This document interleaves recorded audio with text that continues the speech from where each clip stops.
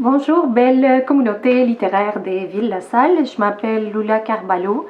Je suis écrivaine et je serai en résidence pendant les 6 prochains mois à la bibliothèque L'Octogone. Comme vous le savez, la bibliothèque n'est pas encore réouverte puisqu'elle est encore en processus de rénovation. Mais je m'adapterai à toutes les circonstances et je vous présenterai des activités à travers mon site internet pour l'instant et en présentiel dès que cela sera possible. Juste pour la mise en contexte, je suis arrivée au Québec en 2002 et j'ai habité à Ville-la-Salle pendant quelques années. Et pour moi, la bibliothèque L'Octogone a joué un rôle vraiment important dans ma pratique littéraire. Parce que, bon, j'ai parlé espagnol, moi je viens de l'Uruguay, l'espagnol est ma langue maternelle, donc à mon arrivée ici au Québec, j'ai dû apprendre le français. Et ça n'a pas été un processus très simple, puisque, bon, j'étais adolescente à l'époque et que j'étais quelqu'un d'extrêmement extraverti avant d'arriver au Québec, mais très introverti une fois arrivée ici. Donc, j'ai passé environ 3 ans à visiter les rayons de la bibliothèque sans parler à presque personne.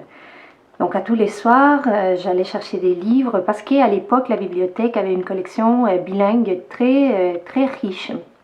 Puis cette collection bilingue espagnol-français me permettait de lire des grands classiques de la littérature hispano-américaine et de comparer la version originale aux traductions française. Donc, bon, je me faisais des listes des mots rares. J'ai parlé de manière très soutenue pour quelqu'un qui était en processus d'apprentissage. Mais pour faire une histoire courte, c'est grâce à cette bibliothèque que j'ai compris que je voulais devenir artiste, écrivaine, puis que je voulais vivre de ma plume. Donc, lorsque j'ai vu que la possibilité d'une résidence de 6 mois était possible, j'ai appliqué immédiatement et j'ai raconté cette histoire aux membres du personnel de la bibliothèque qui ont été très touchés par le fait que 20 ans plus tard, j'ai le goût et la motivation d'aller à la rencontre de la communauté qui visite la bibliothèque, mais surtout à la rencontre des personnes qui viennent tout juste d'arriver et qui traversent toute cette période extrêmement difficile de l'apprentissage d'une nouvelle langue et qui sont peut-être déjà des artistes et qui veulent commencer à pratiquer différentes formes d'art dès maintenant. Donc, je proposerai des ateliers d'écriture, des réflexions autour d'une thématique spécifique qui est celle de l'admiration.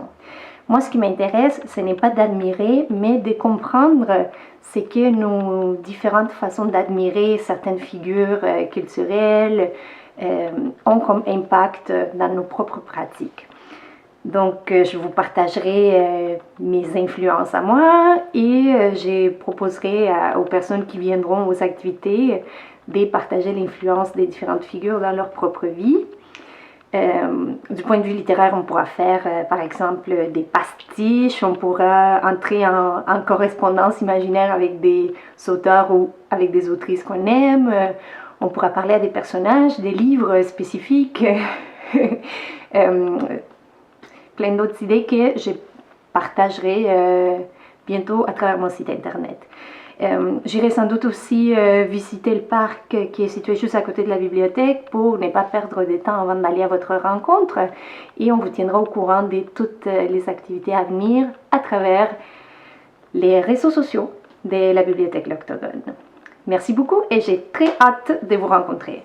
Entre-temps, si vous voulez, vous pouvez lire mon recueil Créatures du hasard, qui raconte mon enfance en Uruguay de manière romancée, ou bien Ensemble, nous voyageons, qui est un album jeunesse que j'ai écrit avec Catherine-Anne Larangeau et qui a été illustré par l'artiste Queso. Livre qui aborde un sujet triste, c'est-à-dire la maladie d'une maman et les liens que cette maman entretient avec son enfant. Et puis, c'est très poétique. C'est sûr que c'est un sujet dur, mais qui a été abordé avec beaucoup de soin et beaucoup de sensibilité. Donc, je vous laisse avec ça et on se voit très bientôt. Merci.